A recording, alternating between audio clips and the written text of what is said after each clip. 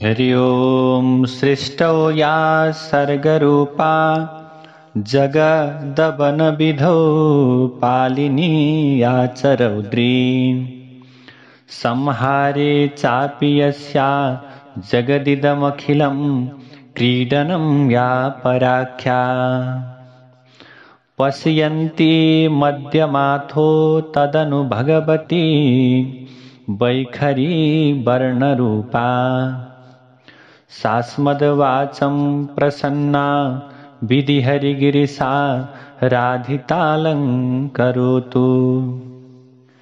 सर्वचैतन्यरूपां ताम् आद्यां विद्यां च धीमहि बुद्धिं या नः प्रचोदयात्।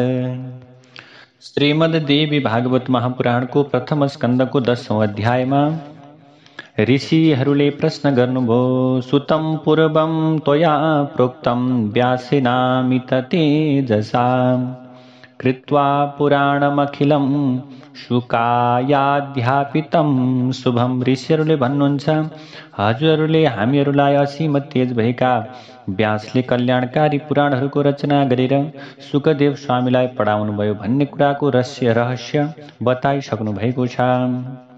हे प्रभु, हे सुतजी, व्यासले घोर तपस्या गरेर कसरी सुकदेवजीलाई पुत्रको रूपमा प्राप्त गर्नुभयो, व्यासजीको मुखबाट हजुरले जे सुन्नु भएको छ प्रभु, ती सबै कुरा हामीलाई विस्तारपूर्वक सुनाउनुहोस्। यसरी 28,000 ऋषिहरूले प्रश्न गरिसकेपछि सुतजी महाराजले भन्नुहुन्छ, सत्यवतीका छोरा व्यासजीबाट जसरी योगीराज महामुनि सुकदेव पैदा हुनुभयो त्यस विषयमा एउटा इतिहास छ। म त्यो इतिहास हजुरहरूका समक्षमा बताउँदैछु। सत्यवतीका छोरा महर्षि वेदव्यास पुत्र प्राप्त गर्ने उद्देश्यले कठोर संकल्प गरेर प्रकृतिको सौन्दर्यले सम्पन्न सुमेरु पर्वतको शिखरमा गएर घोर तपस्या गर्न थाल्नुभयो। नारदजीबाट प्राप्त गरेको एकाक्षर बागबीज ह्रीम मन्त्रको जप गर्दै गर्दै तपस्याका खानी व्यासजी पुत्र प्राप्तिको पवित्र उद्देश्यले जगदम्बा भगवती महामायाको ध्यानमा आफूलाई केन्द्रित बनाएर मनमनै भन्दै हुनुहुन्थ्यो कि मैले अग्नि, जल, भूमि, वायु र आकाशको शक्तिले सम्पन्न पुत्र प्राप्त गर्न सकूं। यस्तो चिन्तन गरेर ऐश्वर्य सम्पन्न वेदव्यासले कुनै किसिमको आहारा नलिएर 100 वर्षसम्म भगवती गौरी र भगवान शङ्करको आराधना गर्नुभयो। तपस्या गर्ने क्रममा महर्षि वेदव्यासले धेरै थरी तर्क गर्नुभयो। अन्त्यमा उहाँको निष्कर्ष थियो, सर्वत्र र सदा भगवती नै पूजनीय हुनुहुन्छ। संसारमा पनि शक्ति नभएका प्राणी निन्दाका पात्र बन्दछन् र शक्तिशाली प्राणीहरूको मात्र पूजा गर्ने गरिन्छ। जुन पर्वतको शिखरमा कनेर पुष्पको अद्भुत वनमा देवता र ठूला तपस्वी मुनिहरू विहार गर्दछन्, जहाँ सूर्य, वसु, रुद्र, वायु, अश्विनी कुमार र ब्रह्मज्ञानी उत्तम प्रकारका मुनिहरू बस्ने गर्दछन्, जुन पर्वतमा मधुर सङ्गीतको ध्वनि सधैँ गुन्जायमान हुन्छ, त्यस्तो सुमेरु पर्वतको शिखरमा सत्यवतीका छोरा धर्मात्मा मुनि वेदव्यासले तपस्या गर्नुभयो। ततोऽस्य तेजसा व्याप्तं विश्वं सर्वं चराचरम् अग्निवर्णा तटा जाता पाराशर्यस्य धीमतः। वेदव्यासले यसरी प्रभु तपस्याको प्रभाव सम्पूर्ण वेदव्यासले गरेको तपस्याको प्रभाव सम्पूर्ण चराचरमा व्याप्त भयो। अत्यन्त मेधावी एवं पराशरका पुत्र व्यासको त्यो घनाघोर जटा तपस्याले चम्केर प्रभु आगो झैं धपक्क बल्न थाल्यो। व्यासजीको यस्तो प्रकारको तेजलाई देखेर स्वर्गका राजा इन्द्र डराए। इन्द्रलाई डराएका र व्याकुल भएको देखेर भगवान शङ्करले सम्झाउनु भयो। शङ्करजीले भन्नुहुन्छ, कथमिन्द्राद्य भीतोऽसि किम दुःखम ते सुरेश्वर। हे देवताका राजा इन्द्र, हजुरलाई के दुःख आइलाग्यो? हे इन्द्र महाराज, आज यसरी किन हजुर डराउनु भएको छ? तपस्वीसँग कहिल्यै पनि ईर्ष्या र द्वेष गर्नु हुँदैन। म शङ्कर भगवानलाई शक्तिशाली जानेर साधकी ऋषिहरू तपस्या गर्दछन्। यी तपस्वी मुनिहरूले कहिल्यै पनि कसैको कुभलो गर्दैनन्। शङ्करजीका यस्ता कुरालाई सुनेर इन्द्रले भन्नुभयो, वेदव्यास यस्तो कठोर तपस्या किन गर्दै हुनुहुन्छ? उहाँको के इच्छा छ? तब शिवजीले भन्नुभयो, वेदव्यास छोरो जन्माउने उद्देश्यले कठोर तपस्या गर्नुभएको छ। उहाँले तपस्या गरेका पनि 100 वर्ष बितिसकेका छन्। अतः म उहाँलाई कल्याणकारी छोरा दिन्छु। सुतजी महाराजले बताउँदै जानुभयो, दयालु र प्रसन्न मुद्रामा रहनुभएका संसारका स्वामी भगवान शङ्करले इन्द्रलाई सम्झाउनु भयो र वेदव्यास भएका ठाउँमा पुग्नुभयो। उहाँले सम्बोधन गर्दै भन्नुभयो, हे वेदव्यास, उठ्नुहोस्, हजुरलाई अवश्य नै कल्याणकारी पुत्र प्राप्त हुनेछ। हे वेदव्यासजी, हजुरका ती छोरा सबै किसिमका तेजले सम्पन्न, ज्ञानी नामी सबैका प्यारा, सात्विक गुणले सम्पन्न र सत्यरूपी पराक्रमले परिपूर्ण हुनेछन्। त्रिशूलधारी भगवान शङ्करजीको मिठो वचन सुनेर उहाँलाई प्रणाम गरेर भगवान वेदव्यास आफ्नो आश्रमतर्फ फर्किनुभयो। धेरै वर्षसम्म कठोर तपस्या गरेका कारण थाक्नुभएका वेदव्यासले आश्रममा गएर अरणीमा रहेको अग्निलाई प्रकट गर्ने कामनाले अरणि मन्थन गर्न सुरुवात गर्नुभयो। अरणि मन्थन गरिरहेका बेलामा वेदव्यासजीका मनमा ठूलो चिन्ता रहेको थियो। मन्थन गर्दा 2 अरणिका काठको घर्षणबाट अग्निलाई प्रकट भएको देखेर व्यासजीको मनमा अचानक सन्तान जन्माउनु पर्ने भन्ने विचार आयो। यसरी धेरै प्रकारले विचार गर्दै गर्दै जानुभयो। अनि भगवान शङ्करले दिएको त्यो आशीर्वादलाई मनमा नै कल्पना गर्नुहुन्छ, हो प्रभु, मैले कसरी यो प्रकारले सन्तानलाई प्राप्त गर्न सक्छु त? त्यसै बेलामा प्रभु आकाशमा नजिकै घृताची नामक अप्सरा उहाँको दृष्टि सामु परिन्। ती घृताची नामकी अप्सराले चाहिँ त्यो बेलामा सुगाको स्वरूपलाई धारण गरेर त्यही बाटो कतै जाँदै थिइन्।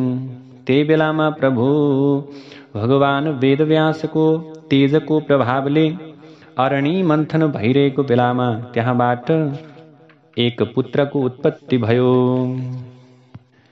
यसरी अरणि मन्थनबाट जन्मिएका ती बालक सबैलाई आश्चर्यमा पार्ने किसिमले सुहाएका थिए।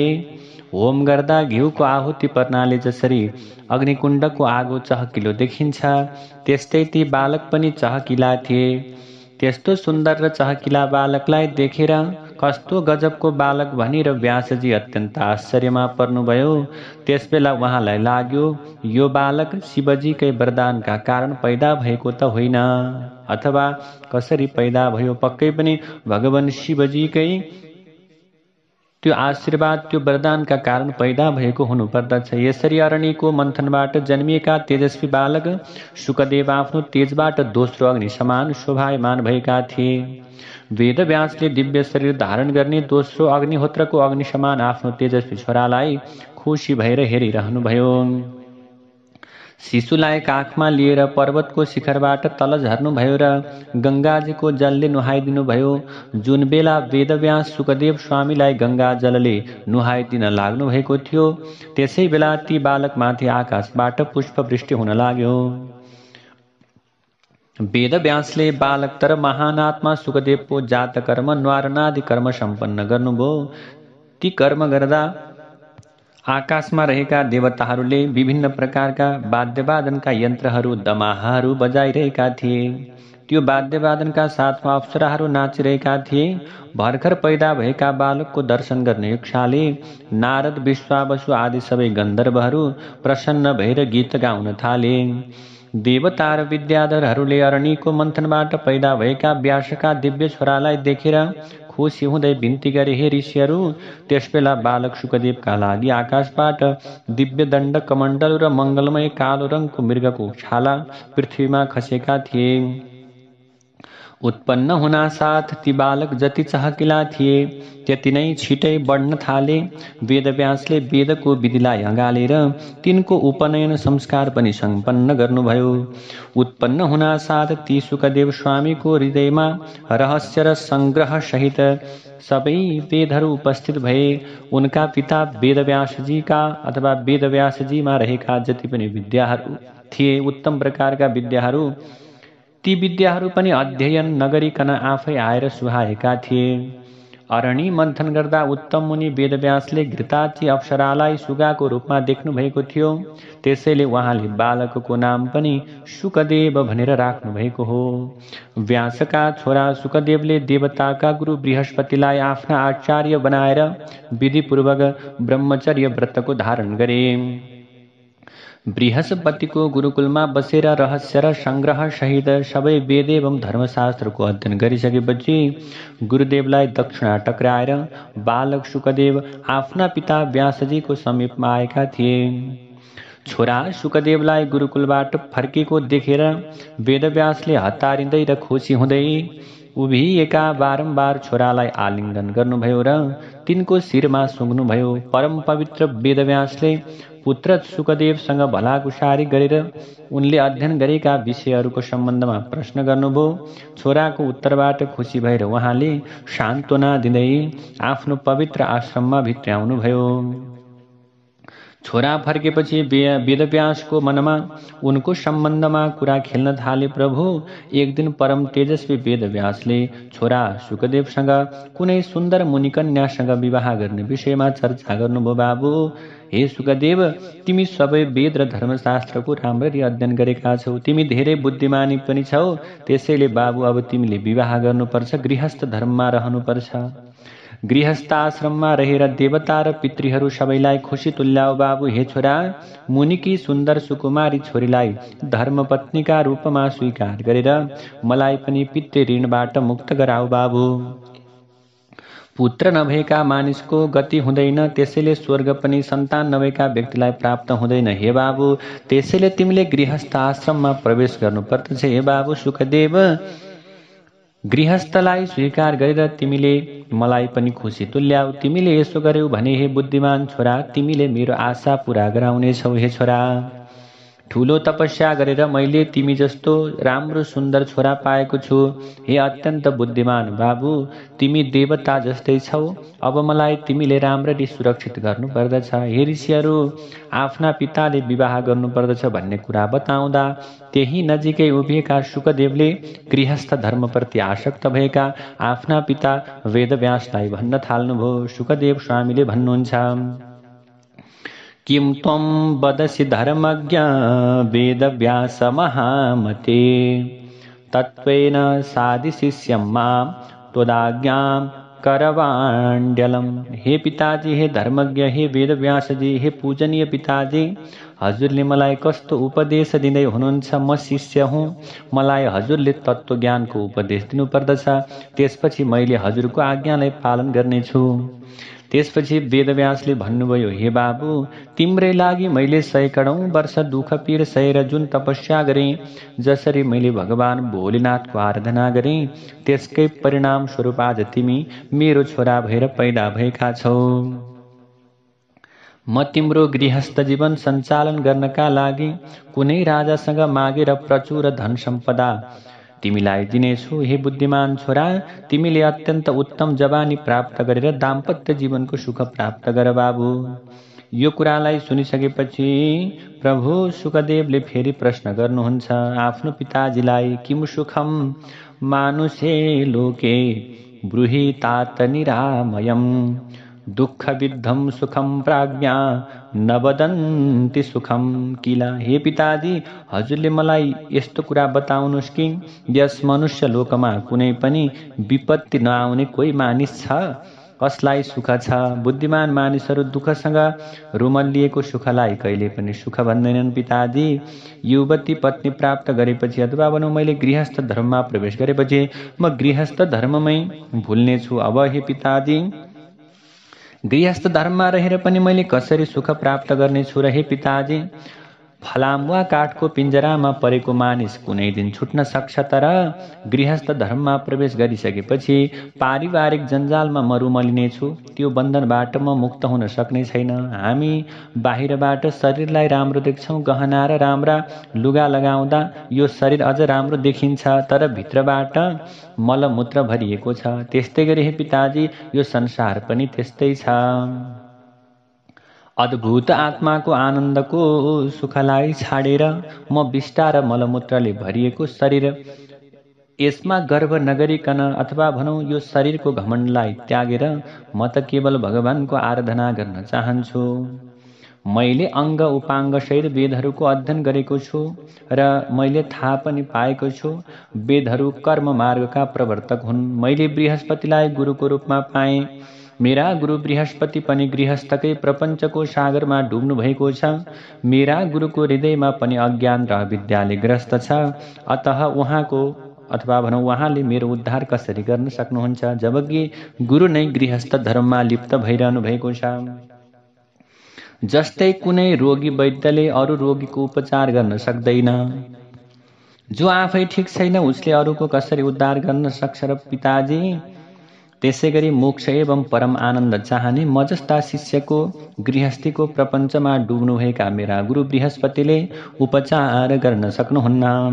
उहाँसँग सङ्गत गरेर आत्माको आनन्द प्राप्त गर्न खोज्नु विडम्बना नै हुनेछ पिताजी। त्यसैले बृहस्पति गुरुबाट मैले आत्मज्ञान पाउन सक्दिनँ भन्ने सोचेर उहाँलाई नमस्कार गरेर हजुरको समक्षमा आएको छु। हे पिताजी, अब हजुरले नै मलाई तत्त्वज्ञानको उपदेश दिएर मेरो रक्षा गर्नुहोस्, किनकि म संसारलाई सर्प बराबर ठान्दछु र त्यसले टोक्दछ कि भन्ने भयले साह्रै आत्तिएको छु। यस डरलाग्दो संसार चक्रमा प्राणीहरूलाई आफ्नो कर्म अनुसार विभिन्न जुनी लिएर जन्मने मर्ने गर्नुपर्दछ।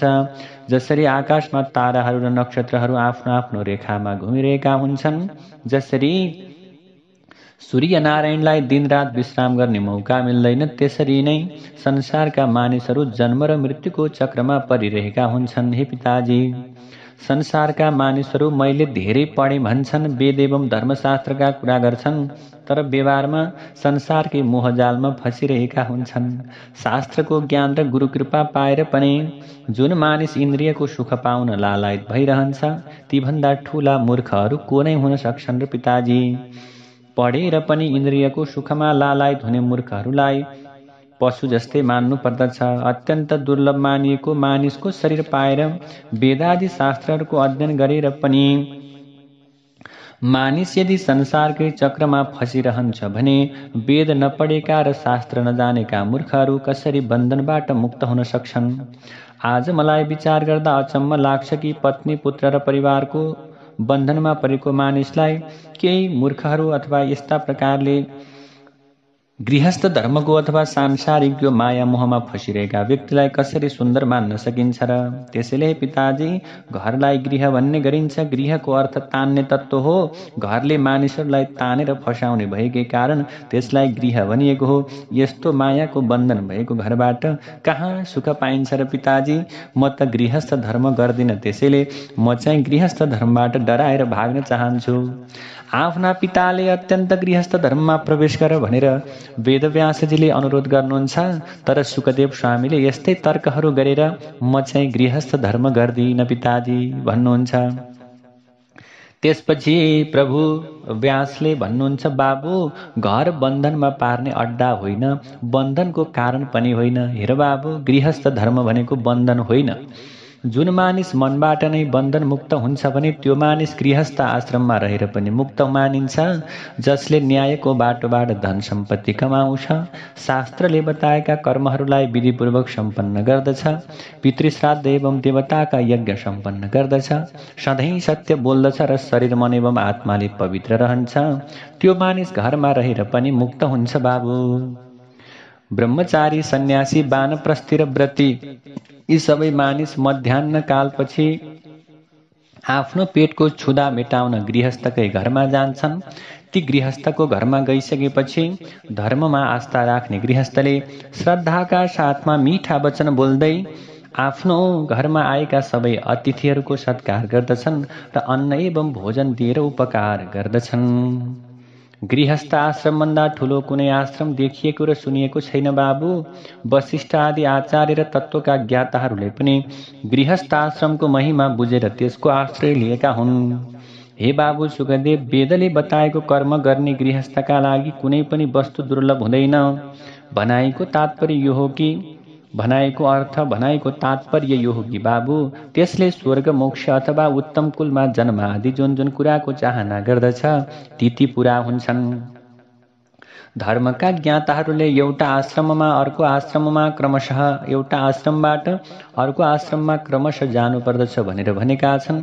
त्यसैले निरालस्य भएर तिमीले यो आलस्यलाई यो शङ्कालाई त्यागेर तिमीले गृहस्थ धर्ममा प्रवेश गरेर गृहस्थी जीवनलाई अँगालेर आफ्नो कर्तव्य पुरा गर। हे धर्मका ज्ञाता बाबु, छोरा देवता पितृ एवं आफ्नो आश्रममा नरहेका व्यक्तिहरूलाई सुखी र सन्तुष्ट तुल्याएर छोरा जन्माएर छोरालाई पनि गृहस्थ आश्रममा प्रवृत्त गराइसकेपछि आफूले गृह त्याग गर्नुपर्दछ। त्यसपछि तपोवनमा गएर उत्तम प्रकारको व्रत लिनुपर्दछ।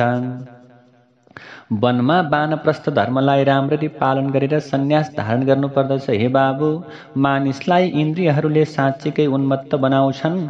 जुन मानिसले प्रभु इन्द्रियलाई नियन्त्रण गर्न सक्दैन उसले दुःख मात्र पाउँदछ। यो शास्त्रको आज्ञा हो। हे बाबु, वनमा बसेका अत्यन्त तेजस्वी महर्षि विश्वामित्रले कुनै समयमा 3000 वर्षसम्म निराहार रहेर इन्द्रियलाई आफ्नो काबुमा राखेर ठुलो तपस्या गरे तापनि ती मेनकाको सुन्दरतामा मोहित भएर उनीले मेनकाको गर्भबाट सुन्दरी कन्या शकुन्तला पैदा गरे।